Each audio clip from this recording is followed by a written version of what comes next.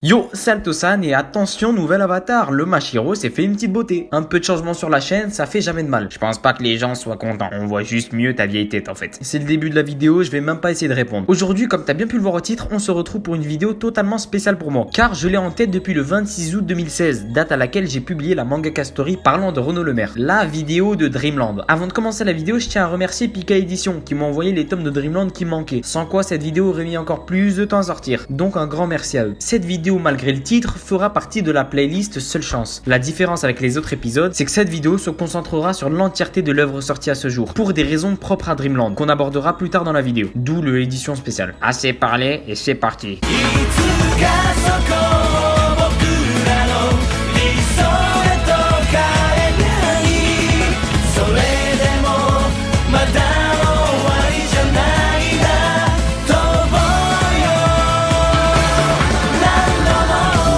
Mets-toi à l'aise, relâche-toi, de préférence même endors-toi, car nous partons vers le monde des rêves Dreamland. Mais avant ça, on fait une petite escale vers le moment descriptif.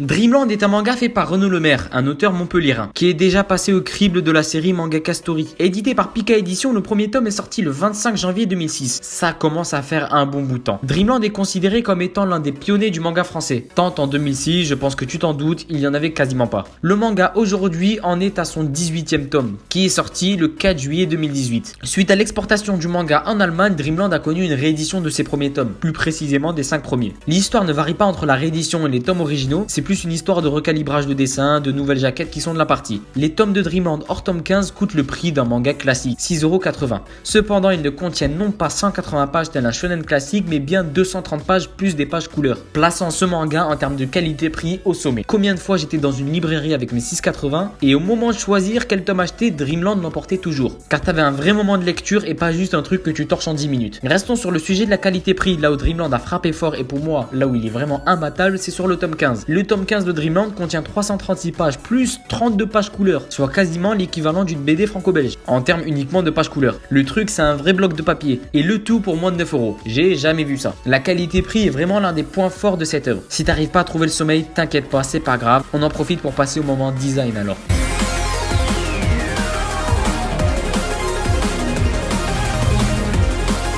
En termes de design, les tomes de Dreamland sont beaux. On va pas parler de dessin vu qu'il y aura une partie sur ce thème, mais en termes d'esthétique, les tomes sont stylés et colorés. Et mention spéciale aux contours de nuages qui sont parfaitement dans le thème et qui changent à chaque tome de couleur. Ça donne un style vraiment propre. Chaque tome a une sorte d'appellation, un mot qui définit le tome en question. En termes de logo, le logo Dreamland est classe en soi. On retrouve la lune, référence à la nuit, moment où tu dors et où tu te retrouves dans Dreamland. La police d'écriture est classe. Et ce qui est bien, c'est qu'à chaque tome, un petit peu à la Shaman King ou encore à la One Piece, ça change de couleur. La 4ème de couverture possède à chaque tome une illustration, ce qui fait de Dreamland un très bon livre en tant qu'objet matériel. Dans une collection, c'est vraiment classe. Là maintenant, on arrête les conneries, cette fois-ci c'est la bonne, on s'endort tous en même temps, que tout le monde soit sobre de préférence et on pense tous à Altosama. Direction Dreamland pour le moment histoire.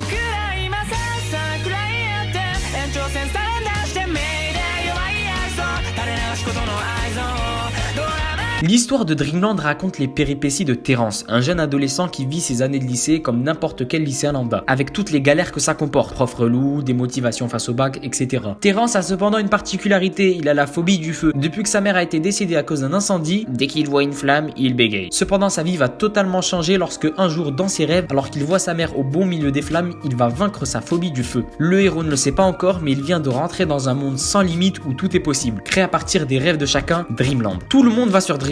La majorité sont de simples rêveurs qui lors de leur sommeil vont dans ce monde vaste mais au réveil ne sont pas conscients de ce qui s'est passé, ni même du monde qu'ils ont visité. Cependant, il y a ceux que l'on appelle les voyageurs, comme le héros qui eux ont vaincu leur phobie et deviennent conscients de ce monde. Ils reçoivent en plus un pouvoir en lien avec la phobie surmontée. Si le voyageur meurt dans Dreamland, il oublie tout son passé de voyageur et redevient un simple rêveur. Terence ayant surmonté sa peur du feu et peut contrôler par conséquent les flammes. Et du coup, tous les soirs, Terence va se retrouver à parcourir Dreamland. Dès que j'ai lu cette histoire, ça m'a fait direct penser à Code Lyoko, où tu vois des étudiants qui sont dans la vie normale et qui d'un autre côté sont dans un monde virtuel pour sauver le monde. Dream. Bah non, tu vas pas faire le blasphème de parler de Code Lyoko sans mettre un petit bout du générique. Quoi? Mais c'est pas du tout le sujet.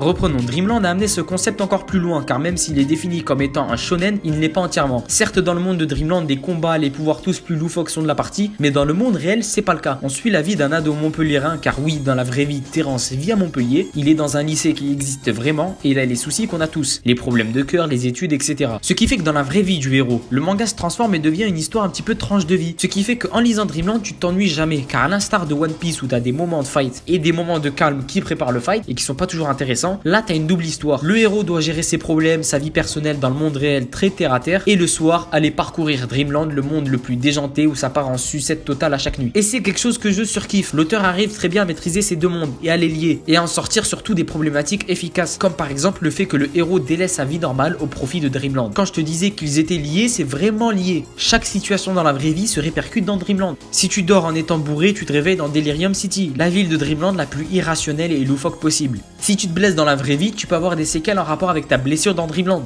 Et c'est ça que j'aime bien, tout est lié et fait de manière à ce que tu crois vraiment en Dreamland. Sans vous voir, je le sais très bien que la nuit où tu vas lire le tome 1, avant de dormir, tu vas être là dans ton lit en mode j'espère aller dans Dreamland.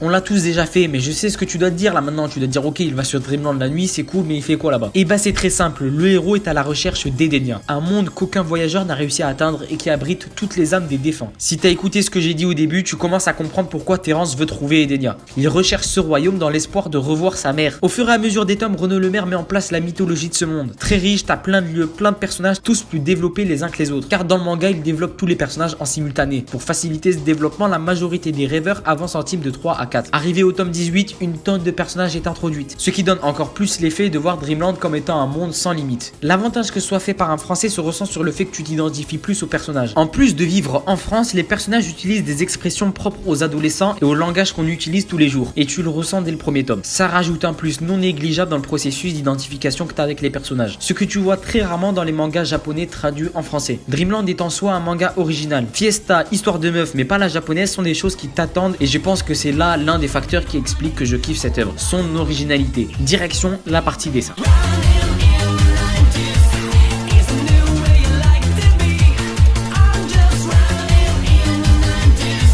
Le dessin de Dreamland, c'est particulier car il est spécial. Personnellement, j'ai été dès le début attiré par ce style de dessin que j'ai trouvé original. Le côté cartoonesque qui est pour beaucoup, je pense. Rien que dans la façon de manger des personnages, de leur expression faciale, ça faisait très cartoon, un peu à la Kid Paddle. Tout en étant shonen et badassement shonen dans les scènes importantes. Le style de l'auteur est très crade, mais pas dans le sens péjoratif du terme. Le dessin est très assuré, approximatif parfois même dans les premiers tomes. Il a une façon nerveuse de dessiner qui est parfois brouillonne dans les premiers volumes. Cependant, plus l'histoire avance, plus les tomes sortent et plus tu vois l'évolution graphique de l'auteur. Et ça c'est cool. Passé du 1 au 18, son trait s'est beaucoup plus affiné. Il est devenu plus précis sur ce côté crade, qui est toujours présent, mais beaucoup plus maîtrisé. Les hachures sont utilisées toujours de la même manière, mais sont plus exactes dans leur positionnement. À tel point que dans certains dessins, les hachures sont tellement bien positionnées et mis de façon idéale que l'utilisation de la trame devient totalement inutile. L'ombrage est déjà fait par les hachures. Les premiers tomes sont vraiment au niveau du dessin des boules d'énergie. Et au fur et à mesure que les tomes avancent, l'auteur maîtrise son énergie, la canalise en l'utilisant à bon escient. Pour moi, les points négatifs se ressentent surtout sur les premiers tomes. C'est les trames, qui sont parfois pas tellement diversifiées ou encore bien utilisées. Mais pour la réédition des tomes, c'est quasiment réglé. Chaque tome possède des pages couleurs, et ça c'est un point positif non négligeable. Les pages couleurs sont ultra classe. Mais ce qui est encore plus cool, c'est que ça varie tout le temps. T'as des pages couleurs en mode colo vive semi-réaliste, d'autres colos en mode animé. Chaque tome te délivre en termes de pages couleurs des impressions différentes. Des fois tu vas pas voir de pages couleurs, mais en plein milieu du tome, comme ça, grosse scène de fight, faite au pinceau, ou encore un petit peu de pages couleurs au début du tome et à la fin. Tout dépend du bon vouloir de l'auteur, et t'es jamais au bout de tes surprises tellement chaque tome t'apporte quelque chose de nouveau. Faut parler d'un autre truc, parce que moi je te le dis, Renaud il nous l'a mis à l'envers. S'il y a bien quelque chose qu'il sait parfaitement dessiner du tome 1 au 18, c'est les chouquettes. Surtout dans le tome 18, lorsque t'es en...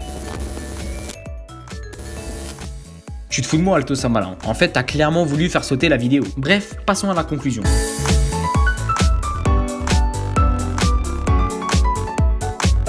Pour conclure, Dreamland est un manga spécial. Je sais pas comment te l'expliquer, mais son charme dépasse largement les arguments que je t'ai évoqués. Moi, j'ai été personnellement attiré par ce manga. Peut-être que toi, tu ne le sauras pas, mais le seul moyen de le savoir, c'est de le lire. Ce manga te réserve une multitude de surprises que t'es pas prêt d'oublier. C'est un manga que je trouve original, que ce soit en termes de scénario, de dessin ou encore même de réalisation de tomes, en tant qu'objet que tu tiens dans ta main. Et ça, c'est hyper cool. Et je te vois venir, efface-moi tout de suite cet onglet. Dreamland est réalisé en tome, réfléchi comme étant un tome, et pas en chapitre par chapitre. il n'y a pas de prépublication. Donc efface-moi cet onglet et go à la librairie Marin Dodos. Et donc voilà les gars, si la vidéo t'a plu, que tu as envie de soutenir le travail que je réalise sur la chaîne, alors là, il n'y a pas d'autre solution. Faut t'abonner pour ne plus louper aucune des prochaines vidéos. Si la vidéo t'a plu, le petit like est plus que recommandé. N'hésite pas à me dire dans les commentaires ce que tu penses de Dreamland. Encore une fois, un grand merci à Pika pour l'aide apportée à la réalisation de cette vidéo. Et moi, comme d'habitude, je te dis à plus pour une prochaine vidéo. C'était Altosan, ciao.